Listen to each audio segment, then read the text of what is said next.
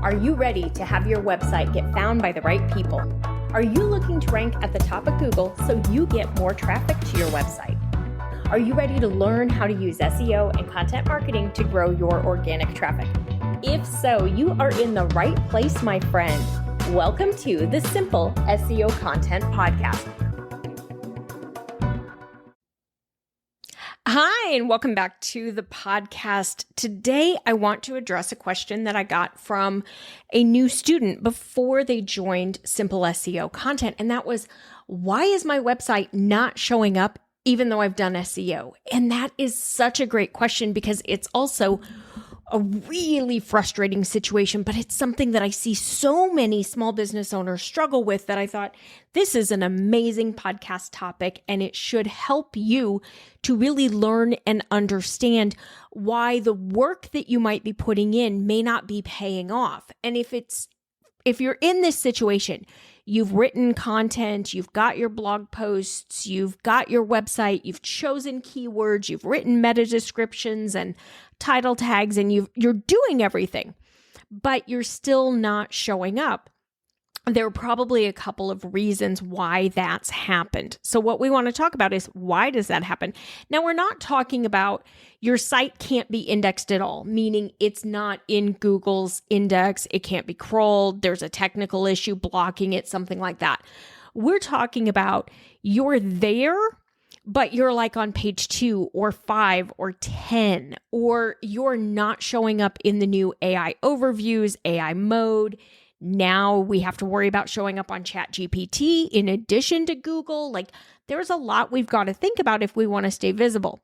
So if you're doing the work, you are optimizing your website, you are choosing keywords, you are creating content, all of that, and you're not seeing results, then you're making one of these mistakes. So let's talk about them real quick so you know what you need to adjust. So the first thing that I see people make mistakes with is choosing the wrong keywords. This is one of the most common mistakes that I see.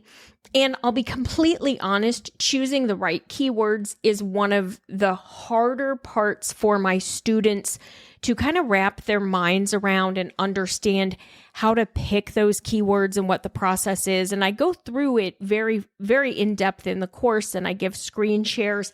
But I answer more questions in our student group about this than anything else. So I know that choosing the right keywords is difficult and it is confusing, but I also know it's one of the number one mistakes that I see people make, and it's why so often your SEO is not working. So either we choose a keyword that's just too big and too competitive, and our website's not going to really have a good chance of ranking in Google for it. Or we maybe choose one where we actually have a pretty good chance of ranking. However, it's not the word that our customer uses. So if we were to rank for it, it's great, but we're not getting traffic because nobody's searching for that. So if you're on my email list, you may remember an email that I sent out about a month ago, even though in real time it was about an hour ago because I'm batching my July content right now while Christopher's at a play date and the house is quiet because, I'm juggling everything this summer. So I sent that email about a month ago in real time as you're listening to this podcast, asking you to tell me which word you used out of a choice of 2 for 3 different things. One was to determine online visibility versus website traffic. One was online sales versus website sales. One was digital marketing versus online marketing. Because I'm making some changes to the business, I'm probably going to rename this podcast in the next month or 2. And so I'm trying to really determine what I want to do. So I've looked at the search volume and I know how many searches come in for each of these terms each month, but I want to make sure not only am I taking search volume into consideration, I'm taking real world, what do my students and my listeners and my readers think and what words do they use to make sure that I'm connecting with you with the right words. You need to be doing the same thing. Now, you don't necessarily have to email 10,000 people to ask them what word you should use. And I did email about 10,000 people. So thank you so much for responding. It was so helpful. But what I want you to do is make sure not only are you thinking about keywords, you're looking at the search volume, you're looking at the competition, you're looking at who's showing up on page one for those keywords, all of that to really make sure that you're choosing the right keyword. Now, I have one of my students who she had this situation. She was ranking, she was getting traffic, but it wasn't converting. And what she realized when she came into the course and learned my way of doing SEO keyword research, which I've been revising and teaching my staff for 15 years, that she was targeting keywords that weren't driving the right people to her website. So yes, she was getting traffic, but they weren't converting because we weren't getting people who were actually interested in what she had to offer. So we had to adjust our keyword strategy so that she could start targeting keywords that would bring in potential customers versus looky-loos, because you don't make money with looky-loos. I mean, they're fun and all, but you don't make money with them. The only way you make money and build a profitable business is if we bring the right people into your world. The second mistake that I'm seeing is that you're creating content, but it's not good enough. Now, this is especially applicable if you're using AI tools to help you create content, or goodness gracious, if you're using AI tools to create content for you, because as they're not going to create content that is unique enough, different enough, helpful enough, provides value to really have Google want to rank you. Google's actually updated their ranking criteria, and they really do want to see that the content brings value. It provides something new, something different, all of that, if they're going to rank you high in their search results. Because remember, Google's a business. Google wants to make sure that the websites that go on page one are the ones that are going to provide the best resource, the best information, the best value for the reader, because Google has more competition today than they've had probably ever. And they have to work to keep people coming back and using Google. They've actually lost a little bit of market share in the last year. Now, it's still like 88, 90% market share. So they still have a huge share of the market, but they don't have the same share that they did before. Now, if you're blogging regularly, you're creating new content each week, but you're not getting traffic to that content, you really need to look at it and make sure, is this helpful? Is this really providing value? Have I optimized it the right way? Because we do see that 90% of the content out there on the web does not get traffic from Google, that does not get organic traffic, according to a study from, I believe it was Ahrefs that did that particular study.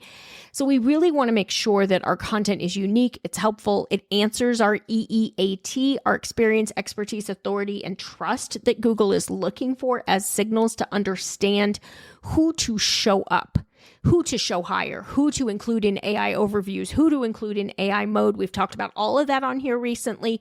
I want you to make sure that if you're doing the work, you're getting the results. If your blog posts are short, they're generic, anything like that, you're probably not going to get a lot of traction from them. There is not a specific keyword count. I just had a student ask in the group. I need to go back in a few minutes and answer that question, but she just asked, off the top of your head, is there a specific word count for a blog post? And there's not. What Google's official guidance on it is that we want to make sure that we're being helpful, we're providing value, you're doing your EEAT, and you're really answering the questions, you're anticipating the questions that your ideal customer, your reader would have. So that's really what you want to focus on, is providing better quality content. Then you have a better chance of ranking. If you have good quality content that is helpful and it's optimized using a keyword that your website deserves, has a good chance of ranking for, but really deserves to rank for, where you really truly are one of the better results out there, then you will have a chance of getting more traffic to the content that you're creating. The third issue that I see is that your site is not easy for Google or now AI search engines to understand.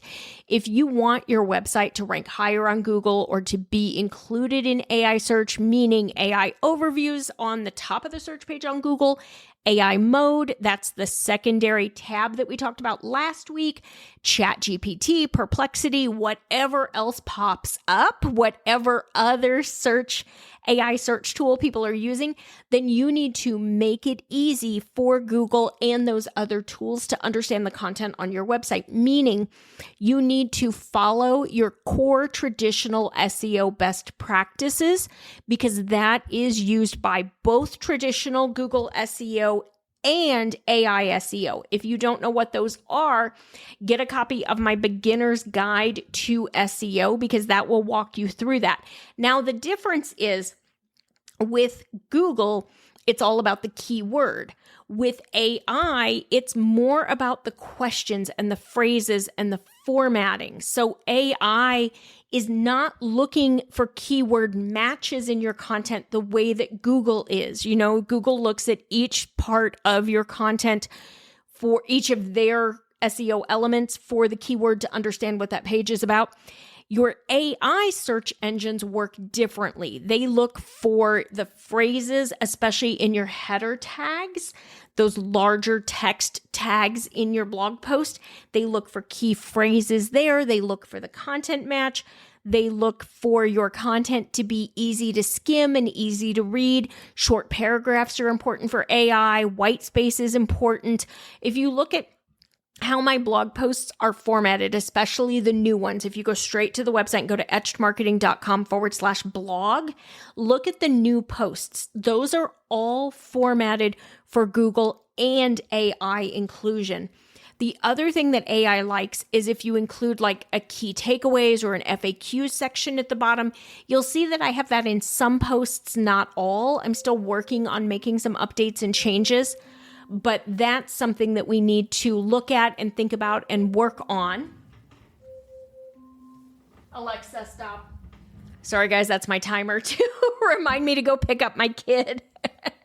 I had a bunch of work to get done. This is the first time in 2 weeks I've had the house to myself to get work done uninterrupted. So anyone else with kids home this summer probably, hopefully can relate. All right, that's it for today's episode. If you've been doing SEO for a while and you've not been seeing results, there's a good chance that it's one of those three things impacting you. If you're tired of trying to figure this out on your own, join me in Simple SEO Content. If you go through and take the free class on the website, it's right there on the homepage, or just go straight in. If you know you want to take the class, go straight into etchedmarketing.com/yes. That's going to get you the discount. That's going to get you the course at $500 off. So it's just $997. You pay once, you learn what to do, you make money from your website for forever. It's just a one-time investment. You learn what to do, and then come in and ask me, and I'm going to help you with the questions, and we're going to figure it out. And yes, I am working. I'm working part-time this summer, but we're still having our student calls. We're still meeting. I'm still answering questions in the group. Like, I'm still here. I'm just not here as many hours as normal because we're doing camp about 50-50. He's doing 4 weeks of camp and 6 weeks at home. So I'm juggling things this summer, which is why the timer just went off. But that's life. All right, you guys have a great day, and I will see you back here next week. And I thought I was going to record that episode right now, but I don't know that I have time before I have to go pick him up. So I will get that one recorded so that you have it ready to go. Don't worry, I batch my content. I will not miss a week. All right, I'll see you back here next week. Have a great one. Bye for now. That's all for today's episode of the Simple SEO Content Podcast. I want to thank you so much for joining me. Make sure you visit my website, etchedmarketing.com, and visit the freebies tab. Right there, you're going to find the SEO Content Quick Start Guide along with the free SEO class. So you'll have everything you need to know to get started with SEO and content marketing. Then do me a favor, if you wouldn't mind, if you would do a rating and a review of this podcast on your favorite platform, that would really help spread the message, and I do greatly appreciate it. If you have any questions, you can always DM me on Instagram at Etched Marketing Academy, and I will see you right back here next week.